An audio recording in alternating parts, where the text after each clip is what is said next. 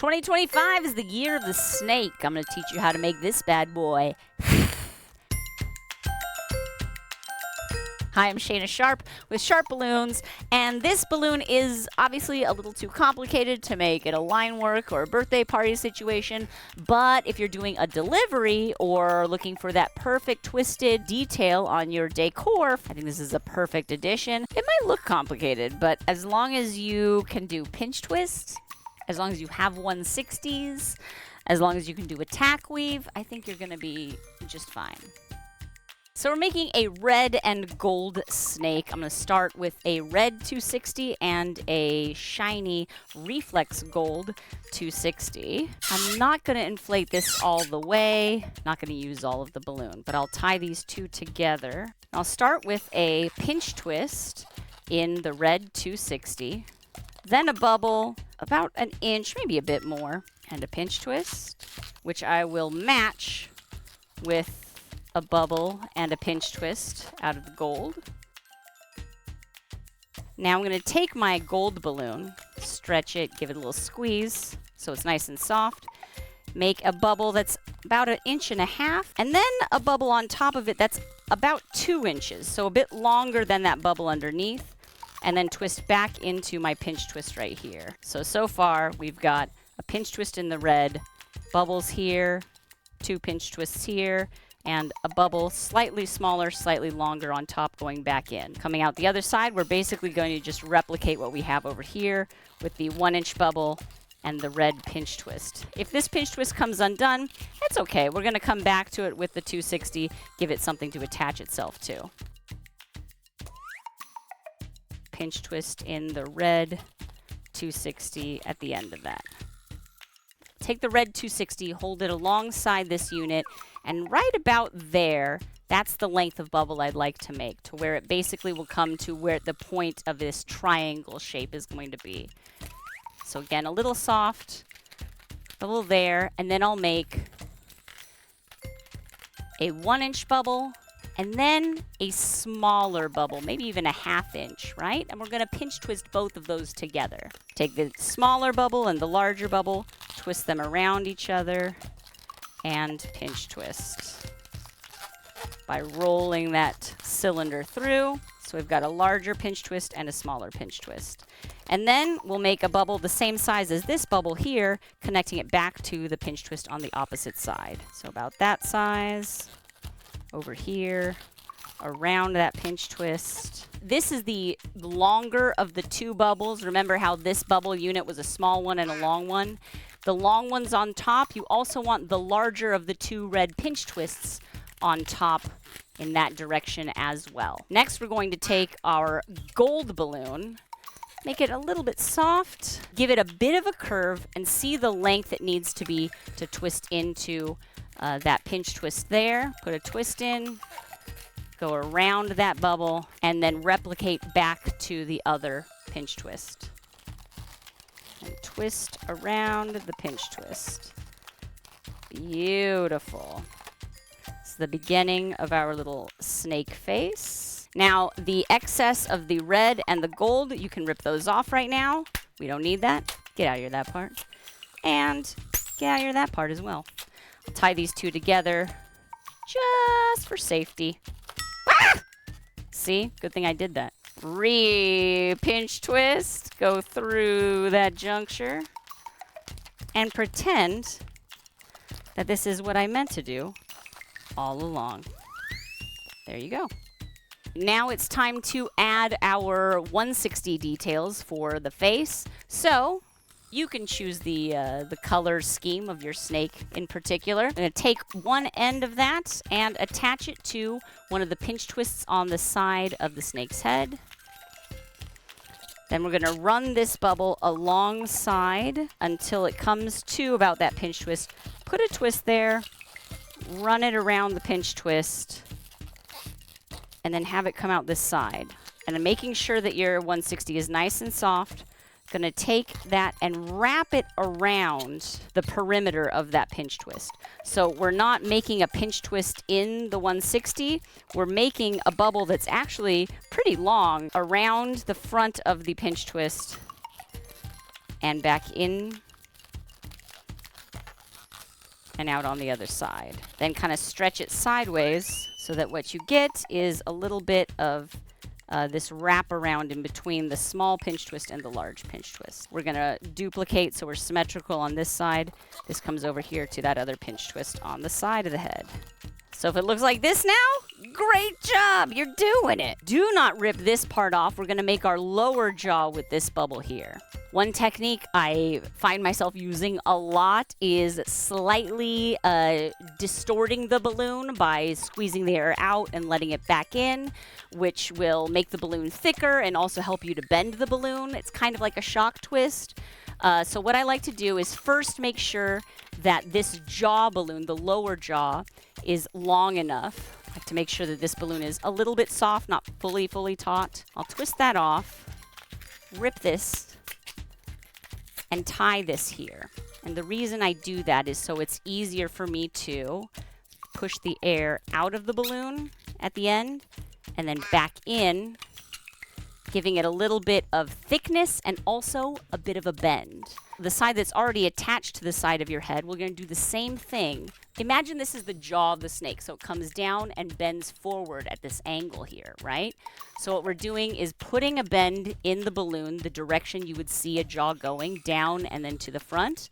Then squeeze the air out of the balloon and then push the air back in while still keeping it at that angle, which will give it a little bit of thickness and reinforce that jaw shape bend that we want. After I've attached both ends to the pinch twist at the side of the face, bend the jaw in half and find where the middle of that jaw would be. Squeeze the air out of it and back in to reinforce that bend, bending down and forward.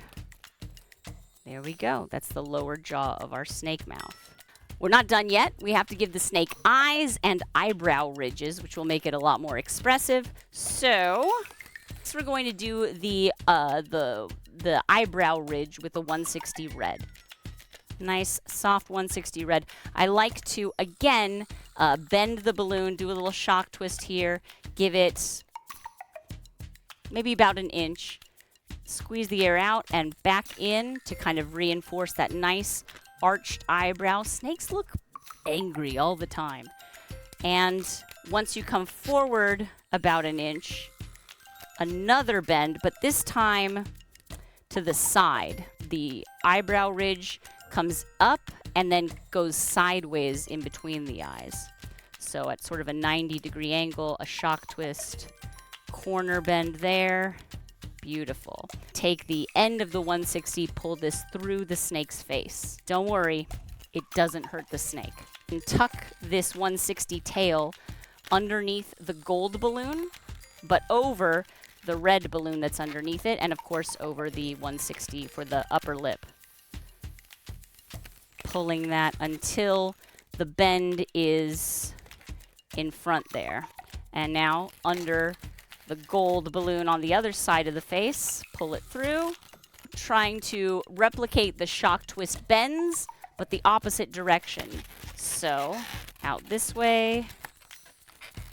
It's a little harder to do the shock twist when it's already a part of the balloon, but I have faith you can do this. Then up here, again about an inch back, making that arched eyebrow bend, squeeze the air out, push the air back in. Lovely, look at that. Very evil. And I'm going to twist that right about there. Now, if you want your snake to be friendly, less menacing, you can kind of skip the whole eyebrow ridge thing. Rip that part off. Don't need that part. Get out of here, that part. Tie a knot there at the end of our eyebrow. Take the uninflated bit at the end there. Thread it again underneath our gold 260. And then anchor that back here in the double pinch twist that we made at the back of the head. And I'll do the same with the opposite eyebrow as well. So this is what we've got so far. Next we need eyes, which will kind of help hold this whole thing in together. So I'm going to use a neon green 260.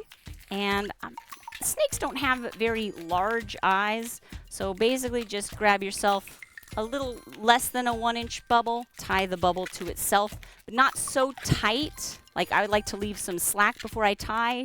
We don't want to turn it into a pinch twist. We just want it to kind of be its own bubble right there. So I double tied that, double knot there. Squeeze the air out of the balloon for a bit to give yourself some stretch between the eyes. Rip this part off. Don't need that part. The same size eye with the remainder of the air that you've got. So these are our eyes. Go in through the middle of the head here. Again, under that gold balloon and out through the side. Do the same thing on the opposite side. Now that you've got the eyes in place, kind of pull it out so it's sitting on top of this cheekbone. I don't do snakes have cheekbones? But you know what I mean. This 160 here and the 160 there, you want to kind of nestle it in between the two of them. Very menacing. You can add black 160 pupils. I like how it looks, so I'm going to. You can always draw that on with Sharpie if you're pressed for time, or if you just don't want to add more 160 details. I get it. I'm just going to make a small pinch twist that is self-tied in the black 160. So this one we tied much tighter, so we get that bean shape of the pinch twist. A lot of space in between there. And do another one of those. And this part, extra. Bye-bye. These small little pinch twist pupils tuck through the middle of the head and tuck one in front of each of the eyes. Like this is the gist of our snake's head. But snakes are not heads alone. They need bodies. They're basically 90% body. We are going to use a tack weave. Tack weave which was originated by Takahiro Kai. Thanks to Rob Balchunas, my own personal balloon historian, for confirming that. We will need 4 balloons for this tack weave. 2 of the balloons are going to be the red color, or whatever color you decided was the main color of your snake. 1 balloon in the gold color and 1 balloon in this sort of warm yellow color. The warm yellow will be the belly, the gold will be the back, and the red balloons will be the sides. I'm going to start off with my red balloons. I say you'll need 2 of these red balloons, but really, with the length of the body you're going for, you'll need to do a tack weave through the length of your first set of balloons and then add on a second set of the balloons later for the length. The snake will come out a little short. You'll attach the red 260 to the pinch twist at the side of the head. This is a very popular pinch twist. We'll do the same with our other red. Gorgeous. Back in our belly balloon, we're going to inflate those, but tie those together. This unit we're going to attach to this double pinch twist at the back center of the snake's head and roll that right through the pinch twist like so.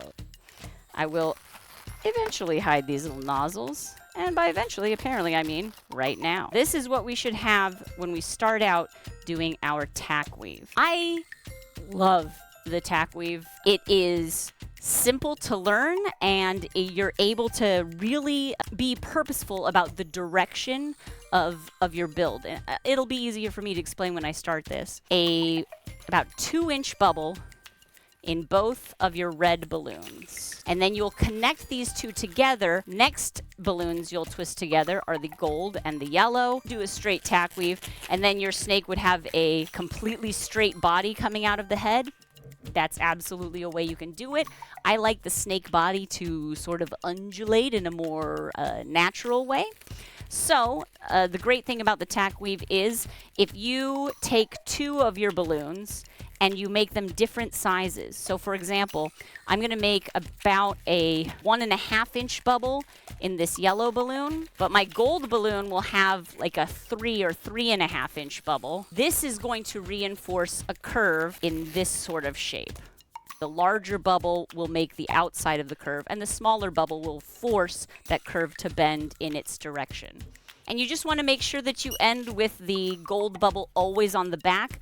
The red bubbles, it doesn't really matter because they're both the same. But if you are doing it this way where you've got one color on the back, one color on the belly, you want to make sure that you don't accidentally flip that. But the good news is it would be pretty noticeable if you did. So if you notice you mess up, just go back one link and twist it again. So short bubble yellow, longer bubble gold, but they're both coming together. And you can see that's curving the neck forward, which is quite snake-like. That's kind of what I'm trying to emulate. Oop. And I did it myself. I put the gold in front. But again, not a big deal as long as you're not untwisting it. Just flip them around and twist your reds together. You can also do that mismatched link size on the red balloon to give yourself a little lateral curve, which is fun. Because these are a more curvy, slithery shape, there's not really a wrong way to do this.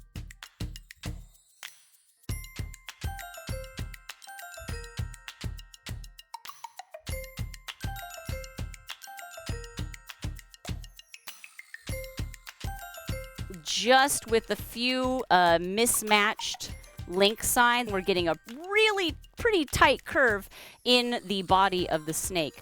One more link here, and then I'll replace the balloons to give myself an extra full 260 length of body for our snake. And I'll take these two that I've tied together and wrap them around the juncture, pop that excess. Don't need that part, get out of here. And then tying these off, now we will graft on 2 new red 260s.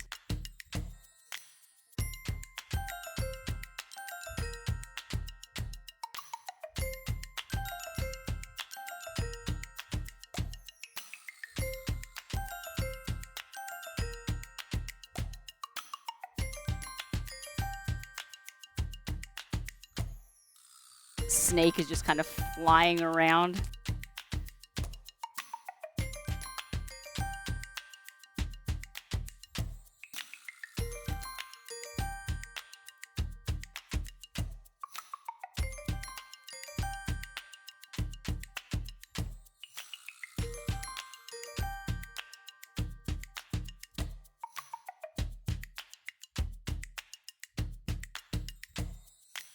All right, we are coming upon the end of the usefulness of these 260s. So I'm just going to finish up here. What I'm going to do is take my gold and my yellow and just twist these into the juncture of my reds here. And then I will do in my reds a double pinch twist.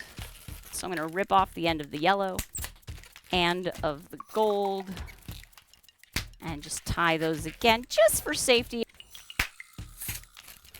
Bending to get a little bit of a curve there. When I first made this balloon, I really wanted to have something where I couldn't see the body through the bottom of the mouth. I found that a little distracting. And I tried with balloons, and you can put a black 160 in here. It's bulky, it doesn't sit very nicely, and I don't know. The way that I ended up doing this when I made this balloon for my son's snake-themed 6th birthday was I used some craft foam. Highly recommend you get yourself some of this. You can really just put a mark in this foam by pressing with your fingernail. It's very, very easy to mark where you'd like to cut that. I'm going to push my fingernail into there. Now that I've got these little marks, I can just grab a pair of scissors. First, I'll just cut a rectangle. So I'm just going to try and mimic the shape. So a little bit of a curve there. That was the shape I was trying to go for. Is it perfect? Doesn't really need to be because it'll be behind the balloon. So if there's any overlap, it's going to be hidden by the balloon itself. And that gives a nice flat backing to the balloon. Most people aren't going to see the underside of the jaw of the balloon, so it's not really something that you need to be too perfectionist about. And this is coming from me, a perfectionist. The other great thing about this craft foam stuff is that the U-glue dashes stick to it very nicely. Because I'm cheap, I'm going to cut them in half. I like to have one in each corner of the jaw and one at the bottom of the chin. Right there on the underside of the jaw.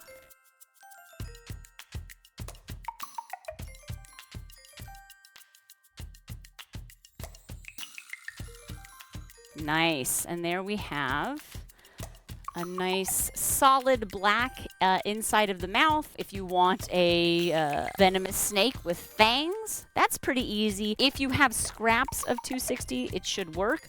But if you do have to use a full 260, the nice thing about it, even though it's a little bit wasteful, is you can just pinch from the top of the 260 uninflated and stretch your fingers down along the balloon. And you'll start to get a small bubble right there. That's where you want to tie this off. And I like to pull the long part through the knot loop. If I pull the bubble end of the balloon through the knot loop, that can push the bubble further towards the tip of the balloon. And I really want to keep the tip of the balloon nice and thin. The bubble is nice because it helps the fang to like really nestle into position. And then I will repeat. The exact size of the fang doesn't matter. It's sort of a matter of taste, but what does matter is that they are both the same size. A little shorter. Okay. Going back to our head, we have that small pinch twist underneath the larger pinch twist of the bridge of the nose. Do snakes have a bridge of nose? Nestle your fang balloon right along the side of that pinch twist, which will keep the fangs separated so it doesn't do the old Nosferatu. You want to kind of position them so they're not like going out to the side, but rather pointing down. And that may take a little finagling, little zhuzhing of the pinch twist. Easier if you're looking at the balloon while you're doing it. Very cool. Nice. I love it. But I always love balloons. I will draw a couple of nostrils here.